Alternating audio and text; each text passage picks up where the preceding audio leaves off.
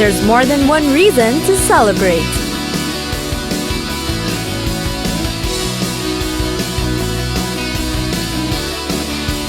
Let's go on a journey.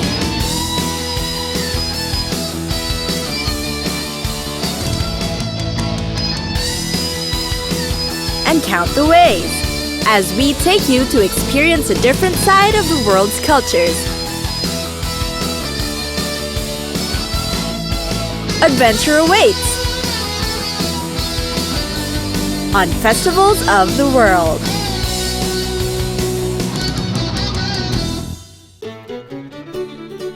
La Tomatina. Can't get enough of tomatoes? Then you should definitely take a trip to Buñol in Valencia, Spain, to witness La Tomatina Festival. The drill is simple. Throw tomatoes at each other. Leave the last Wednesday of August free so that you'd be able to come to this very entertaining event. It began in 1945. And no one's even sure how this practice came about. There are stories, of course, saying that rebelling townsmen once threw tomatoes at local officials. Others say that it was a fight between people in two different social classes, or a food fight amongst friends. Whatever the origins were, everyone seemed to think that having a tomato fight seems fun. So it was decided that tomato throwing become a yearly tradition.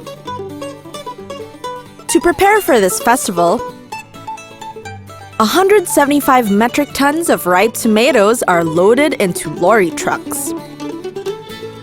Folks from Buñol are really serious about preparing for this event, which became internationally famous over the years. That's why since 2013, tourists needed to have tickets to participate in La Tomatina. But don't fret. Buñol will take in as much as 20,000 tourists. As mentioned earlier, the drill is simple. Throw tomatoes at each other. But of course, there are rules to be followed just to make sure everyone will have a great time and accidents could be avoided. First, all tomatoes have to be squashed before you can throw them. This is because a more solid tomato will have a more painful impact to the person being thrown at. Second, squashed tomatoes are the only ones allowed to be thrown. In addition to this, any bottles or any items that could be potentially dangerous when thrown are banned during the festival. The third rule is that participants should make way for the lorry trucks, because they are the ones providing the tomatoes, and you won't be getting something to throw at if you won't let them through. And the last rule: when authorities signal the end of the tomato throwing, there should be no more tomatoes flying everywhere. You already know what happens in La Tomatina, so wear the clothes that you really don't like, so it's not so much of a loss because anything you wear in this festival is surely going to be ruined. Also, get ready for the most chaotic hours of your life, because no one will care about whoever gets hit by tomatoes. So if you decide to get into the middle of the action, be ready to throw tomatoes back at people who throw them at you. Just remember, you're only allowed to throw squashed tomatoes. So if you're holding some other item on your hand, Do not throw it at people. So what are you waiting for? Reserve your tickets for La Tomatina. Fly to Spain. Witness the biggest food fight in the world. And turn yourself into a human ketchup. Have fun!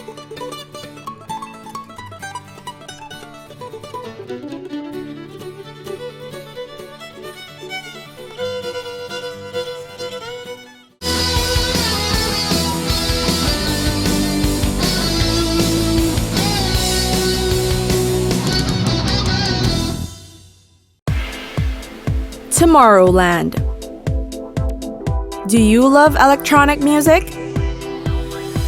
Are you the type of person who loves being loud, colorful, and energetic?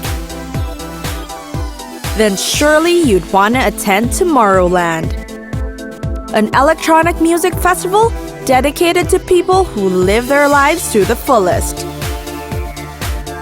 Tomorrowland is an annual event celebrated on the second to the last weekend of July in Boom, Belgium. Its first edition took place in 2005 and has attracted bigger populations as the years go by. Your favorite DJs and artists are going to be there and play music that'll surely make you hyped and energized. There are 20 different stages and 20 artists playing simultaneously. So just imagine the clash of music all over the place, making sure that you don't have a dull time. And while the talented DJs and their music are getting your attention, take time to notice all the nice props and decorations Tomorrowland has prepared. The big, colorful, and extravagant displays are definitely making a statement, and they are not to be ignored. Each year, Tomorrowland has a different theme. That's why there are also different sets of decorations. But be careful. They're amazing to look at and make a nice feature on your social media account.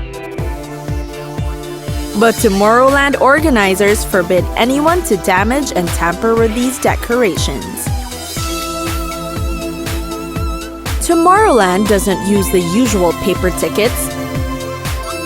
You get electronic bracelets, and you'll also use that for 3 days. The restrooms are also clean, and there are no long lines that you wouldn't have to refuse the call of nature anymore. Don't stick around on one place. Go to different stages to listen to different DJs. Plus, the vicinity is huge. Tour the entire place if you can. Tomorrowland is also a great opportunity to meet people.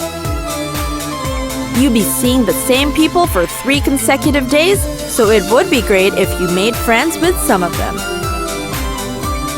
There are lakes within the vicinity with decorations floating on them and spouting water. There are also paddle boats that you can rent if you want some space away from the bustling crowd. There are also booths where you can get a huge variety of food and drinks. It's important you eat and drink because walking, jumping, and dancing around the entire day will surely tire you out. At night, there are amazing fireworks displays coinciding with the sets prepared by the DJ. And the huge enchanting decorations also light up in the evening. It's a wonderful sight to see. There are laser shows as well to add up to the big eruption of colored lights in Tomorrowland. There is a campsite for Tomorrowland guests called Dreamville if you want to go camping instead of booking a hotel room. You can choose your spot to pitch your tent. And before Tomorrowland begins, Dreamville guests are invited to join the pre-party called The Gathering. Basically, The Gathering is going to give you a taste of what Tomorrowland's gonna be about. There are also markets, souvenir shops, salons, even a supermarket in Dreamville where you can shop. It also has food stands from around the world, barbecue areas, a tea house, a fresh bakery, and a butcher's shop. No wonder the place is called Dreamville. It seems to have everything you want. So, plan a visit to Belgium and have the loudest, most energetic, fairy tale-like weekend of your life in Tomorrowland.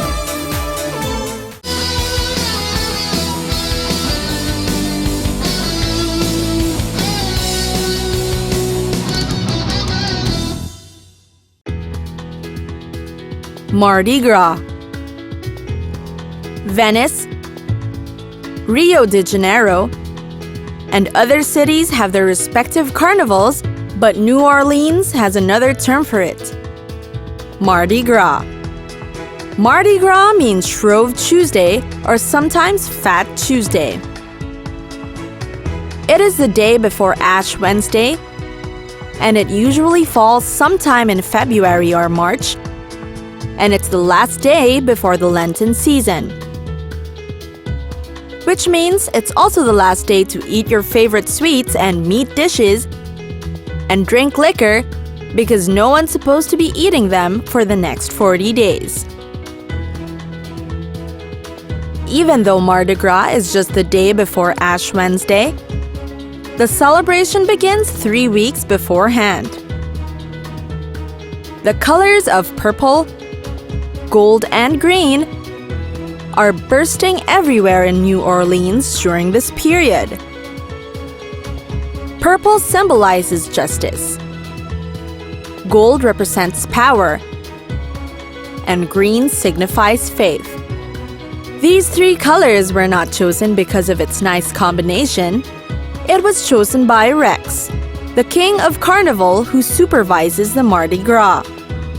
The Rex in 1872 selected the official Mardi Gras colors to honor the visiting Russian Grand Duke, Alexis Alexandrovich Romanov, whose house colors were purple, gold, and green. The 1892 Rex parade theme, Symbolism of Colors, affirmed the colors' meaning. Every year, a Rex or king is chosen, and he is usually an important person and is heavily involved in philanthropy and civic causes.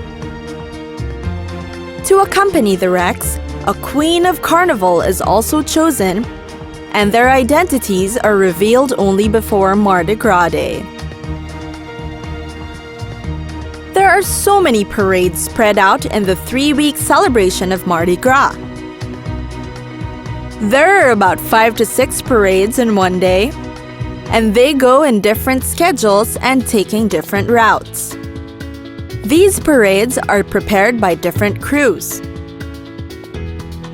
Crews are organizations which put on parades or balls during carnival season. Each parade has its own brand of grandeur and extravagance. All of them are must-sees. Even students from different schools and universities in New Orleans take part in the parades. Some parades have people dress up in pretty costumes in purple, gold, or green. Some have marching bands, and some have beautifully designed floats. So wait in the sides of New Orleans streets and see the fruits of long months of preparation. Since it's raining purple, green, and gold, people celebrating Mardi Gras also have this habit of wearing shiny plastic bead necklaces in those 3 colors, of course. Some crew members on their parade floats even give out free beaded necklaces to the people they pass by. The more necklaces you wear, the better. Unlike in other carnivals, a lot of people do not wear costumes in Mardi Gras. However, you have to wear something purple, gold, or green, or a combination of them. But come on, put on something fancier than a shirt. Wear a costume, a mask, face paint, whatever it is to make you feel that you are truly one with celebrating Mardi Gras. New Orleans just turns into a huge street party during Mardi Gras, so it's a really good opportunity to meet a lot of people. With the street bands and noisy crowds of people all around you, there's never going to be a dull moment. Happy Mardi Gras!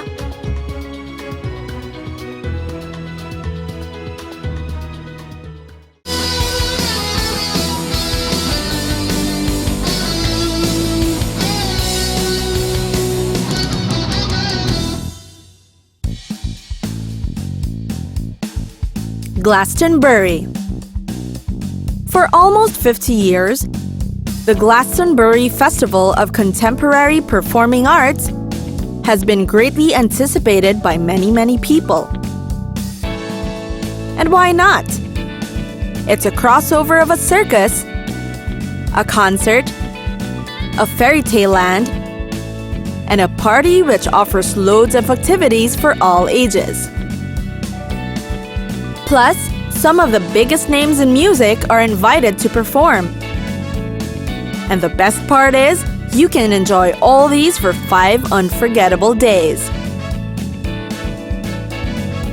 The first Glastonbury Festival was on 1970, just a day after Jimi Hendrix died. But it only became an annual event starting 1981, except for what they call fallow years, taken mostly at 5-year intervals. This is to give a break to the farmland where Glastonbury is held, the local people, and the organizers. Glastonbury starts on the second to the last Wednesday and ends on the last Sunday of June, so clear out your schedules during this time. The Glastonbury Festival experience is never complete if you don't bother going to the Pyramid Stage area. It's where most of the famous musicians perform.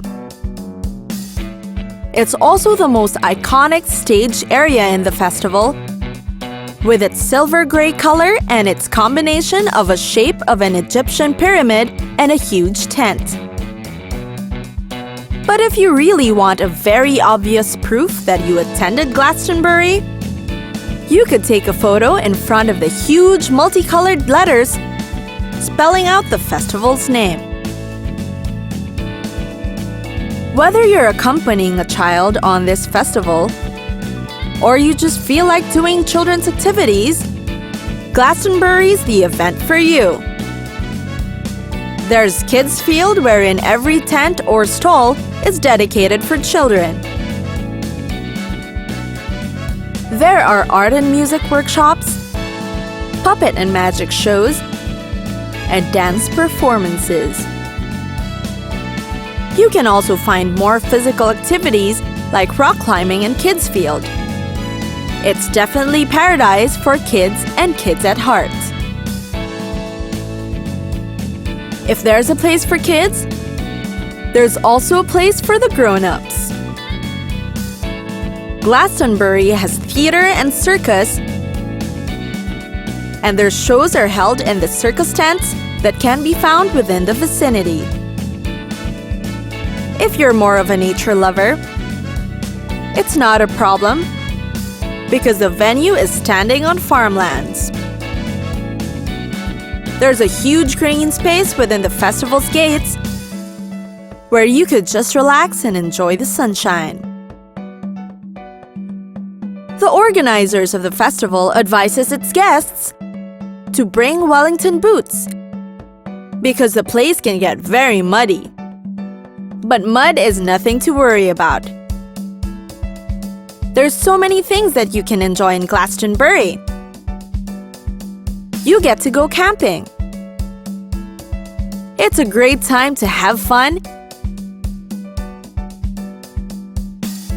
and you can meet the people in the tents next to you. Glastonbury also allows barbecue grilling, just as long as you don't leave your things unattended. Because Glastonbury can be a circus, a concert, a party, and a vacation all at once, you definitely have a different experience from other people, even if you'd attended the same festival. So, reserve your Glastonbury tickets and create a unique set of extraordinary memories in this extraordinary event. Enjoy!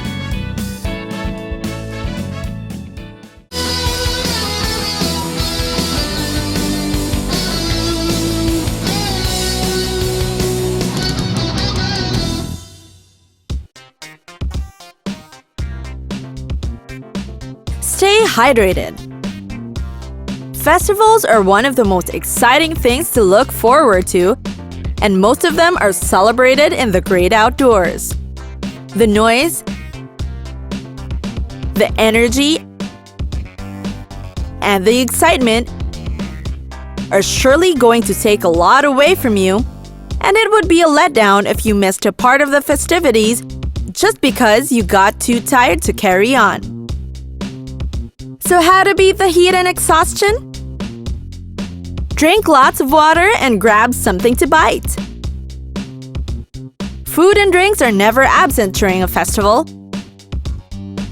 Surely, you could never miss a stall providing drinking water as you celebrate with other people. Even if you're a person who's always bustling with energy and you love being one of the people celebrating festivals, it's not an excuse not to recharge and rehydrate. Festivals take place for several hours, days, even weeks. There's the heat of the sun. There are crowds of people. There are activities to try and there are places to explore. And you wouldn't want to miss any of them. But these activities demand huge amounts of energy from you. So take little breaks from the celebration and replenish your supply of energy so that you can have a great time until the festival ends.